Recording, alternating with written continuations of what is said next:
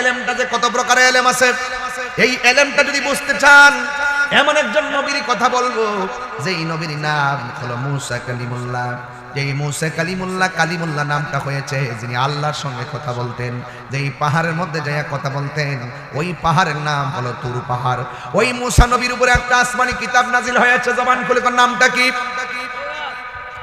ওই যে পাইলেছে তাওরাত কিতাব নাজিল হয়েছে। ওই তাওরাত কিতাব নাজিলের সময় আল্লাহ বলছে, হ্যাঁ মুসা, তুমি যদি আসমানি কিতাব নিতে হয় তোর পাহাড়ের মধ্যে টাইমে টাইমে আসা লাগবে। ওই তোর পাহাড়ের মধ্যে হযরতে মুসা কালিমুল্লাহ চলে গেলেন। ইন দি মিন টাইমে আমার আল্লাহ রাব্বুল আলামিন মুসা নবীকে আসমানি কিতাব নাজিল করে দিয়েছেন। আর আমার সামনে যে কোরআনের এলেমটা আছে, এই কোরআনটা যে আছে, এই কোরআনটা নাজিলের সময় আমার আল্লাহ নবীকে কোনো জায়গা বেঁধে দেয় নাই, কোনো বাড়ি ঘরে বেঁধে দেয় নাই। নবী ঘুমের মধ্যে আছে, কোরআন ঘুমের মধ্যে নাজিল হয়েছে। নবী হেরা গুহার মধ্যে আছে, হেরা গুহার মধ্যে কোরআন নাজিল হয়েছে। আমার নবী মক্কায়, কোরআন নাজিল হয়েছে মক্কায়। আমার নবী মদিনায়, কোরআন নাজিল হয়েছে মদিনায়। আমার আল্লাহ কয়, ও জিবরাইল, আমার বন্ধু যেথায় কোরআন লইয়া যাইবা তুমি সেথাই। তাইলে এই কোরআনের দাম কম না বেশি? আর বড় করে কোরআন কম না বেশি? আজকে তো আমার সমাজের মধ্যে অনেকে 7 দিন ব্যাপী তাফসীরুল কোরআন মাহফিল দেয়, শুধুমাত্র তাফসীরে সিয়াসিয়াত, মানে হলো তাফসীরে রাজনীতি, আর কিছু বুঝে না। স্টেজ উঠতে তাফসীরে রাজনীতি। আর হযরত শেখ খোদা মাওলা আলী রাদিয়াল্লাহু তাআলা আনহু বলেন, আমি যদি বিসমিল্লাহর বা শব্দটা তাফসীর করি 60টা উটের বোঝা হবে, লেকিন তাফসীর করা শেষ হবে না। কথা বলেন ঠিক কিনা? এই জন্য আমার দেশের মৌলবীরা তাফসীর বুঝে না, পারে না, দিকটা শুরু করে তাফসীরের নামে রাজনীতি। কথা বলেন ঠিক কিনা? আমরা সুন্নিরা এই চেয়ারের জন্য লালায়িত নয়। দেখেন আপনাদের এলাকার ভিতরে অনেক চেয়ারম্যান আছে, রাজনীতি করতো, এখনো অনেক রাজনীতি করে, চেয়ারম্যান আছে, মেম্বার আছে, সমাজসেবক আছে। কিন্তু আমি যখন দেখবো কোনো চেয়ারম্যান, কোনো এমপি, কোনো মন্ত্রী আমার নবীরে ভালোবাসে, সুন্নি, আমি অবশ্যই তার সঙ্গে নবীর প্রেমের খাতিরে সম্পর্ক করব। এটা দুনিয়ার কোনো ট্যাগের রাজনীতি নয়, এটা হলো মদিনাওয়ালার প্রেমের রাজনীতি। কথা বলেন ঠিক কিনা?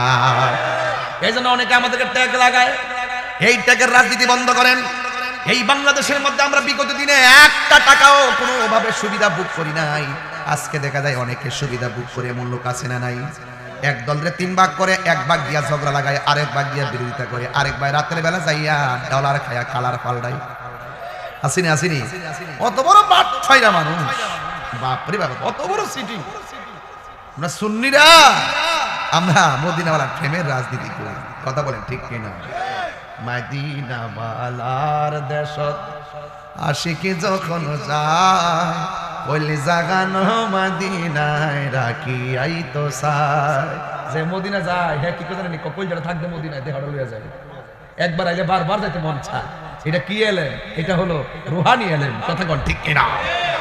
মদিনাওয়ালার দেশত আশিকি যখন যায়, ওলি জাগানো মদিনায় রাখি আইতো সাই। এটা চিটাগাং গেলে চলে আর কি।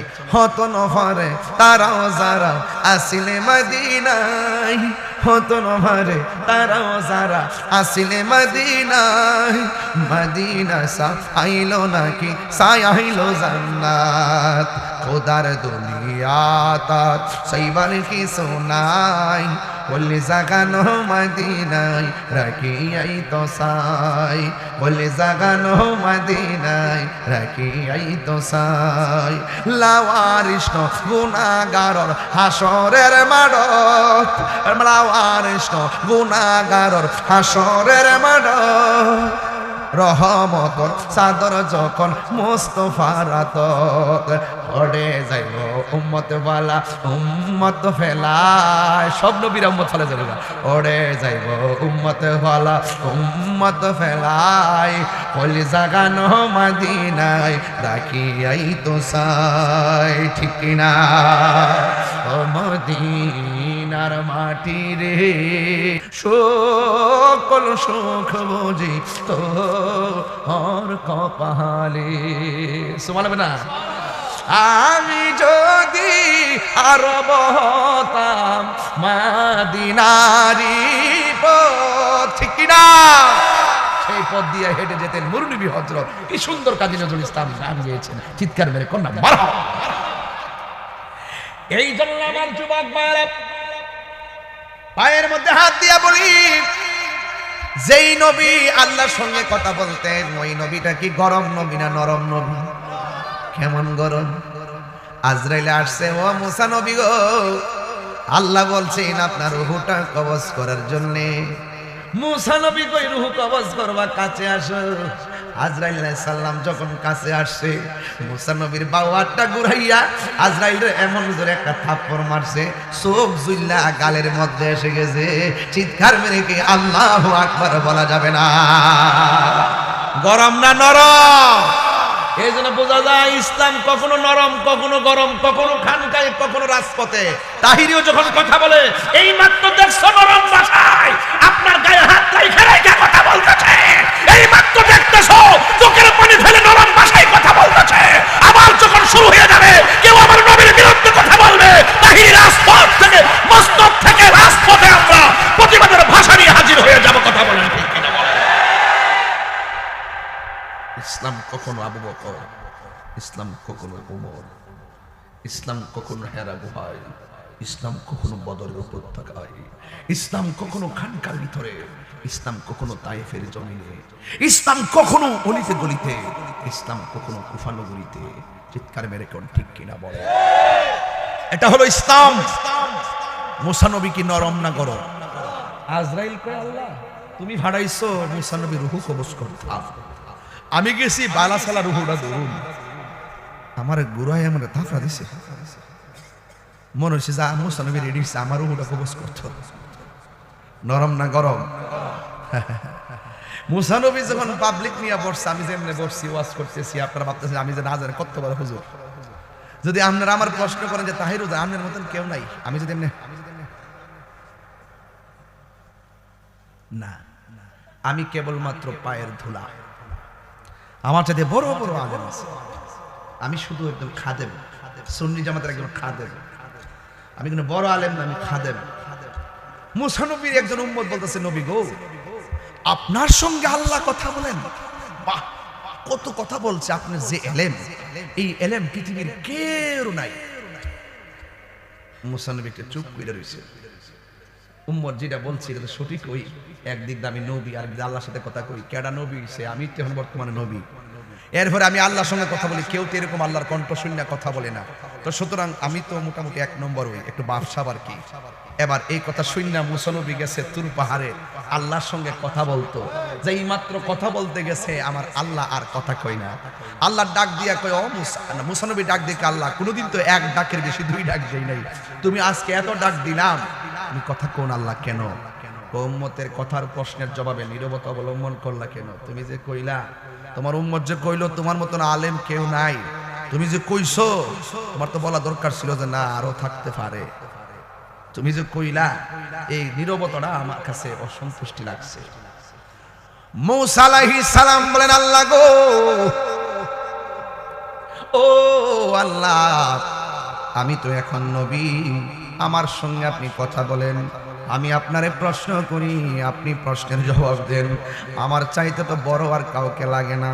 আল্লাহ ডাক দিগা, মুসা, আমি আল্লাহ যা জানি তুমি জানো না, তোমার চাইতে আরো বড় আলেম দুনিয়াতে আছে। ও আল্লাহ, কেডা গো? তার সন্ধান আমার দরকার। আল্লাহ ডাক দিয়া কয়, তুমি যদি ওই আলেমের সঙ্গে দেখা করতে চাও তাইলে তোমাকে এমন নদীর কাছে যাইতে হবে, নদীর পাড়ে যাই একটা নৌকা নিতে হবে, নৌকাতে ওঠার সময় কড়াইয়ের মধ্যে একটা মাছ বাজি করতে হইব, এই মাছটা লইয়া নদীর মধ্যে উঠবা, যেই জায়গায় গেলে ভুনা মাছটা জেতা হইয়া পানিতে পড়ে যাবে, ওই জায়গাটা দিয়ে আমি আল্লাহ একটা রাস্তা বানাবো, এই রাস্তা দিয়া তুমি সাগরের মাঝখানে নামবা, নাইমা যাইয়া দেখবা সাগরের তলদেশে আমার ওই পাগল বান্দা আমি আল্লাহর নামের জিকির করতেছে, গাফুরুর রহিম মার আল্লাহ ও আল্লাহ আল্লাহ গাফুরুর রহিম মার আল্লাহ ও আল্লাহ বন্ধু নাই রে, বান্ধব নাই রে, যে জাগাই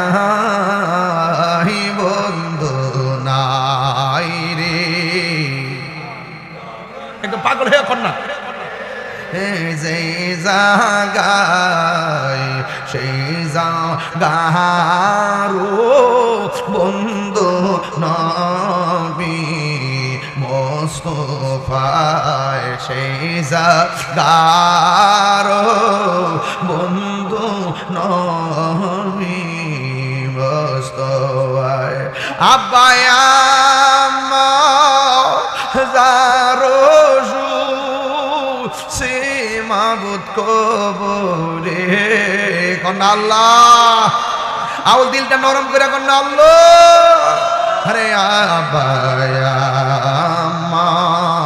জারজু কবরে মাফ করে দাও দয়াল নবী খাতিরে আল্লাহুম্মা একদম মা বাবার চেহারা খেয়াল করে আগে রহমতের আশায় কোন হাম্মাদ আল্লাহুম্মা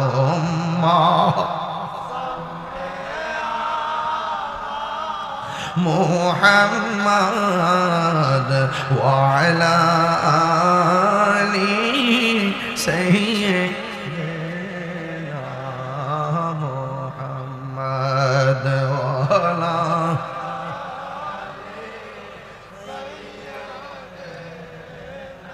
কান্দায়ো না ইয়া রাসূলুল্লাহ কোন কেন আরে কান্দায়ো না আমরা নবীরে কান্দায়ো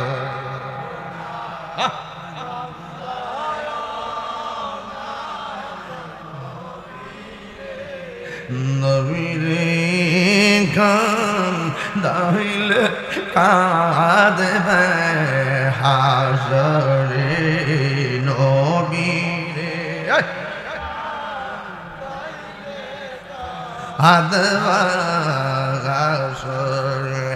একটা জবান বন্ধ রাখবেন না রহমতের মালিককে নিয়ামত দেওয়ার মালিককে গোলাপ ফুলে যাহাই আছে বেলি ফুলে তাহা নাই বেলি ফুলে যাহাই আছে হাসনাকে নাই তাহা নাই সবার এলেম সমান না সবার সুর সমান না সবার ক্যাপাসিটি সমান না সবার বিবেক সমান না বান্দা সবই আল্লাহ কিন্তু খেলা জোড়াইয়া রাখছে কে এই জন্য একটা হলো প্রেম সাগর আরেকটা হলো কাম সাগর কাম সাগরে লাভ দিলে জীবন শেষ আর প্রেম সাগরে লাভ দিলে লাভটা দিবা দল গ্রাম দল গাঁও আর তোমার শেষ ঠিকানা কবে সোনার মদিনা কথা বলেন ঠিক কিনা হাই রে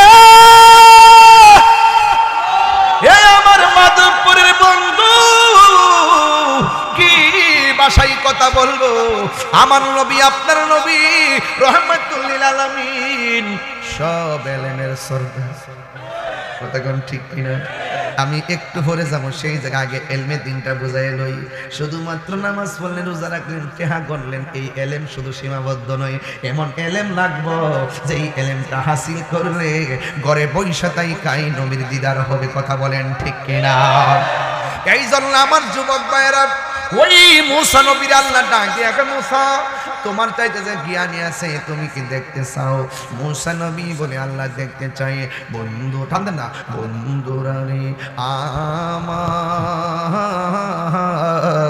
ও আমার দলগাঁওয়ের বাবারা ও মাধবপুরের বাবাজিরা গো এবার মুসা নবী কাজ করলেন কড়াইয়ের মধ্যে একটা মাছ বাজি করলেন এত বড় সাগর পাড়ি দিবে একা একা পাড়ি দিলে তো ভয় লাগে সাথে একজন সফর সঙ্গী নিয়ে গেলেন মাছটারে ভুনা কইরা কড়াইয়ের মধ্যে রাখলেন রাইখা ওই নৌকার মধ্যে উঠলেন সফর সঙ্গীরে বললেন আজ আমরা একটা মহাসন্ধানে যাব একটা প্রেমের সন্ধানে যাব এই সন্ধানকে আলিঙ্গন করতে পারলে জীবন ধন্য হয়ে যাবে এই কথা বইলা মুসা নবী সফর সঙ্গীকে বলেন হ্যাঁ সফর সঙ্গী আমরা নদীর মধ্যে যাব ঘুমাবে না এই মাছটা যেই জায়গার মধ্যে লাভ মাইরা পড়ে যায়, এই ভাসি মাছটা যেই জায়গায় গেলে জিন্দা হয়ে যায়, আমারে ডাক দিবা, আমি ঘুমাইয়া গেলে তুমি আমারে ডাক দিবা, আর তুমি ঘুমাইয়া গেলে আমি তোমারে ডাক দিমু। এবার দুইজন হিমেল বাতাসের মধ্যে মাছটা বাজি কইরা নৌকা দিয়া রওনা হইয়া গেছি। এবার নৌকা দিয়া যখন রওনা হয়ে গেল, এই দিক দিয়া ঘুরতেছি দেখবেন নদীর মধ্যে গেলে বাতাস লাগলে ঘুম আসে। এবার মুসা নবী বাতাসের তালে তালে ঘুমাইয়া গেছে। শুধুমাত্র তাই নয়, সাথে যে সফর সঙ্গীটা আছে সেও ঘুমাইয়া গেছে। আর এই দিক দিয়ে নৌকা নদীর মাঝখানে গুগু পিরা ঘুরতেছে। মুসা নবীর ঘুম ভাঙছে, ঘুমায় দেখতেছে ঘুম থেকে ওইটা সফর সঙ্গে ঘুমাই। মুসা নবী তারে ডাক দিলে, কিরে ঘুমাইয়া গেছিস গাদি? এবার ডাক দিকে চোখের মধ্যে ঘুম এসে গেছিল। এবার ডাক দিয়ে একটা মাছের খবর কি? এবার মুসা নবী তাকায় দেখতেছেন, সফর সঙ্গী তাকায় দেখতেছেন, মাছটা কোন জায়গায় জেনে জেতা হইয়া বাইরে গেছে গা, জায়গা আর চিনে না। এবার মুসা নবী এতদিন তোর পাহাড়ে যায় কথা কয়, এবার নদীর